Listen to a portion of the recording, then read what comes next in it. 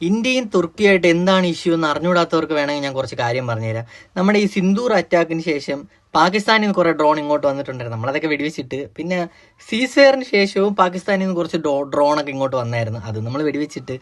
Anyway നമ്മൾ ഈ വന്ന ഡ്രോണൊക്കെ ഉണ്ടല്ലോ, ഡ്രോൺ വന്നു പറയുന്നത്, ഈ വന്ന ഡ്രോണൊന്നും പാകിസ്ഥാൻ്റെ ഡ്രോൺ അല്ല. ആരുടെ ഡ്രോണെന്നറിയാമോ?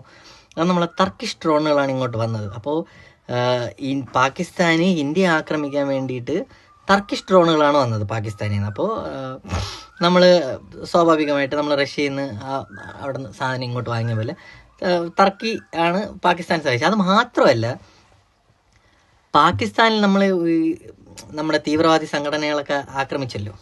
അപ്പോൾ അവിടെ ടർക്കിഷ് 2 ഉദ്യോഗസ്ഥർ മരിച്ച്, പട്ടാളക്കാർ. അതായത് അതിലൊരു ഹൈ പൊസിഷനിലുള്ള 2 പേര് മരിച്ച്. അപ്പോൾ നമ്മൾ അതും കൂടെ ആലോചിക്കണം. കാരണം പാകിസ്ഥാനിൽ ടർക്കിഷ് പട്ടാളക്കാരുണ്ടെങ്കിൽ അപ്പോൾ അതിൻ്റെയൊക്കെ അർത്ഥം എന്താണ്? അതിനൊക്കെ ഒരുപാട് കാര്യങ്ങളുണ്ട്. അപ്പോൾ അതുകൊണ്ട് തന്നെയാണ് ഇന്ത്യ എന്ത് ചെയ്യുന്നറിയോ?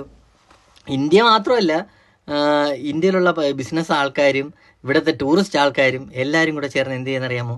നമ്മൾ ടർക്കിയിലോട്ട് ഒരുപാട് ടൂറിസ്റ്റ് ആൾക്കാർ പോകുന്നുണ്ട്. കുറച്ച് ബിസിനസ് സംഭവങ്ങൾ അവിടെ നടക്കുന്നുണ്ട്. അവിടെ നിന്ന് ടെയിൽസൊക്കെ ഇങ്ങോട്ട് കൊണ്ടുവരുന്നുണ്ട്. അപ്പോൾ ഇന്ത്യയിൽ ബിസിനസ് മാഗ്നറ്റ്സ് എന്ത് ചെയ്യുന്നറിയോ? നമുക്ക് ഞങ്ങളുടെ ടെയിൽ വേണ്ട. കാരണം നമ്മളെ അടിക്കാൻ വേണ്ടിയിട്ട് ഇത്രയൊക്കെ സഹായം ചെയ്ത് കൊടുത്തിട്ട് അവിടുത്തെ മെയിൻ ആൾ പറയല്ലേ, ടർക്കിയുടെ മെയിൻ ആൾ, പാകിസ്ഥാൻ ഞാനും വാങ്ങടാ, അടിക്ക് പോടാ, നമ്മൾ ഫ്രണ്ട്സ് ആണ്ടാ, ഞാൻ എൻ്റെ പാകിസ്ഥാൻ്റെ കൂടെ നിൽക്കോളടാ, നമ്മൾ സഹോദരന്മാരാണ്ട. ബാക്കി എല്ലാ രാജ്യങ്ങളിൽ നിന്നിട്ട് യുദ്ധം വേണ്ട, നമുക്ക് സമാധാനം മതി എന്നാൽ ടർക്കി പറയണം, ഞാൻ പാകിസ്ഥാൻ്റെ സഹോദരനാടാ, വാടാ, പാക്കലാടാ, ഞാൻ എന്നൊക്കെ പറഞ്ഞ് ഇവർ കട്ടയ്ക്ക് പാകിസ്ഥാൻ്റെ കൂടെ നിൽക്കണം. അങ്ങനെ നമ്മുടെ ഇവിടുത്തെ മാക്മേ ട്രിപ്പ് ഇവരൊക്കെ ചേർന്ന് എന്ത് ചെയ്യുന്നറിയാം?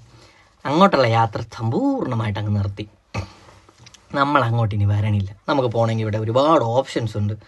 അപ്പോൾ സ്വാഭാവികമായിട്ടും ഇങ്ങനൊരു ടൂറിസ്റ്റ് മേഖലയൊക്കെ ഇങ്ങനെ നിൽക്കുമ്പം വലിയ രീതിയിൽ നാശനഷ്ടങ്ങൾ ഉണ്ടാവുമല്ലോ, സ്വാഭാവികം. അങ്ങനെ ടർക്കി ഇപ്പോൾ അങ്ങനെ കുറച്ച് പ്രതിസന്ധിയിലാണ്. സന്തോഷം കേൾക്കാൻ തന്നെ ഒത്തിരി സന്തോഷമുണ്ട്.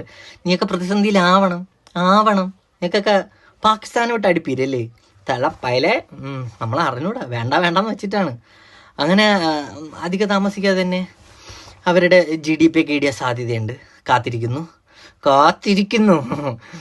അടിയിൽ കൂടെ നേർക്കുനേർ അടിക്കണ പാകിസ്ഥാനെ നമ്പാം, അടിയിൽ കൂടെ വില വെക്കണ ഈ മോനെയാണ് നമ്പാൻ പാടില്ലാത്ത കള്ളപ്പന്നി.